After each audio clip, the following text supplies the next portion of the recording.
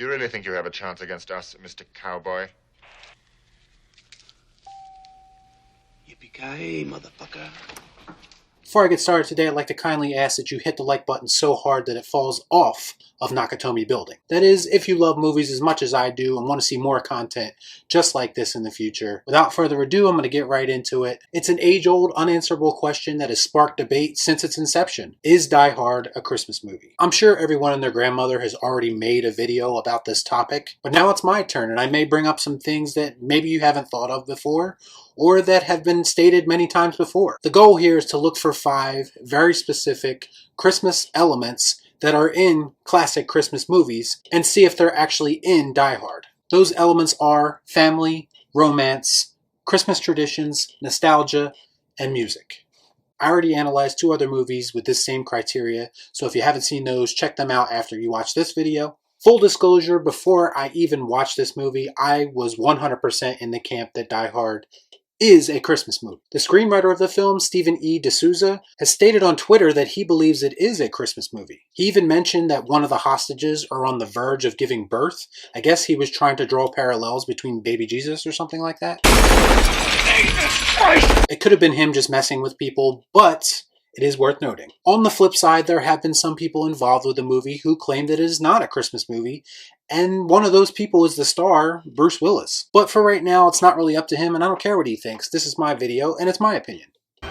Thanks for the advice. I will admit something that I noticed while actively looking for Christmas references in this movie. There are chunks of this movie with 0 references in them. That's something that I held against Batman Returns, so I would be a bit hypocritical if I didn't mention it here. However, I feel like Die Hard has a lot more Christmas elements, unlike Batman Returns, that make up for that. The most obvious thing that works in Die Hard's favor is that the story takes place in its entirety on Christmas Eve. When a group of terrorists attempt to rob Nakatomi Tower, they inadvertently crash a Christmas Eve party. Welcome to the party, pal! This beginning part of the movie offers many Christmas traditions. Everything from decorations to the party itself are very obvious references to Christmas. Officer John McClane is on his way to that party to meet up with his estranged wife. On his way to the party, his limo driver Argyle puts on Run DMC's Christmas in Hollis.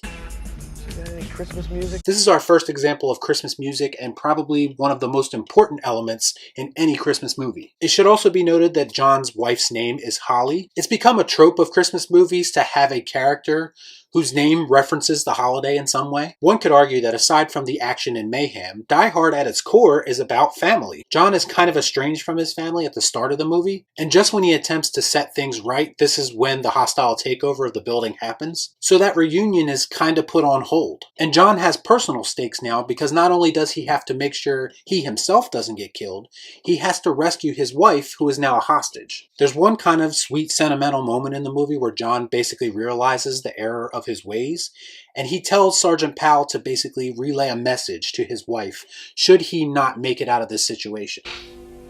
Tell her that she's the best thing that ever happened to a bum like me. The message basically is telling her how much he loves her and how much of a mistake he made. I think we can chalk this up in the romance department, especially by the end of the film when they are eventually reunited. The film kind of ends with them in the back of a limo sharing a kiss. And in the end, John is reunited with his family through all obstacles. Unfortunately, even if it doesn't last through the sequels. Poor John McClane. Hans Gruber himself could be considered a reference to some evil Christmas villains of the past. Most notably, I'd say, would be Scrooge and the Grinch. You could figuratively say he's robbing those who are affected by his robbery of their Christmas cheer. And don't get it twisted, Hans Gruber is not a character that's set up for any kind of redemption. He is a villain through and through. It's a very nice suit, Mr. Takagi.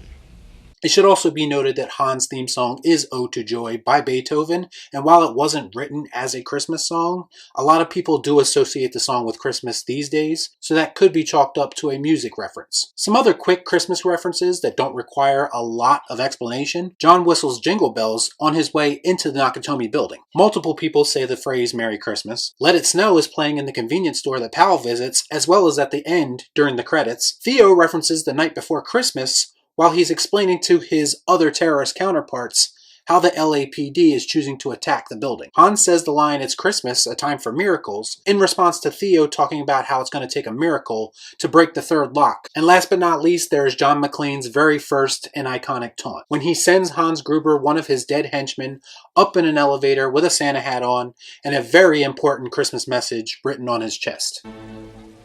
Now I have a machine gun.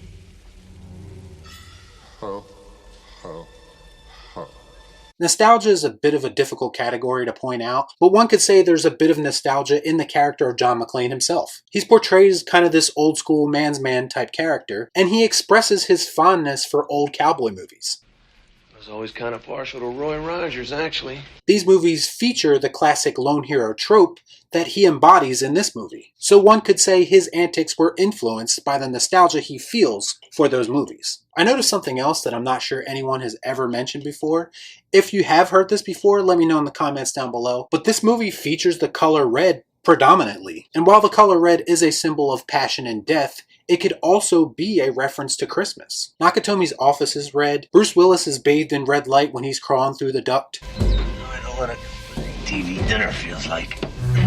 There's red lights on top of the building at the helipad. The news broadcast has a red backdrop. There's red blood splatter everywhere, of course. And the final confrontation is bathed in a red light. I don't know if there's anything to that, but it is worth mentioning. Last but not least, we have the infamous papers falling down from the building at the end of the film. Some people have theorized that this is meant to represent snow. It sounds like a bit of a stretch when you're looking at it from afar, but Let It Snow does begin playing when this happens, so maybe it's not as far off as you think. So to finally answer the question, is Die Hard a Christmas movie? Based on my findings and based on every element being in Die Hard that I mentioned here today, I'd have to say yes, Die Hard 100% is a Christmas movie.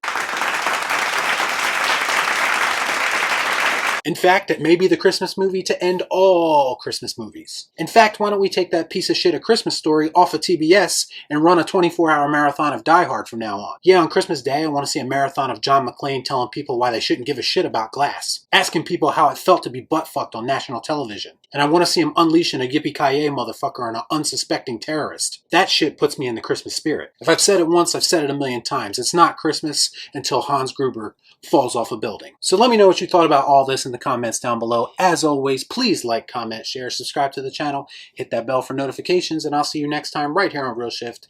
Thanks for watching. Peace out. Y'all be cool. Right on.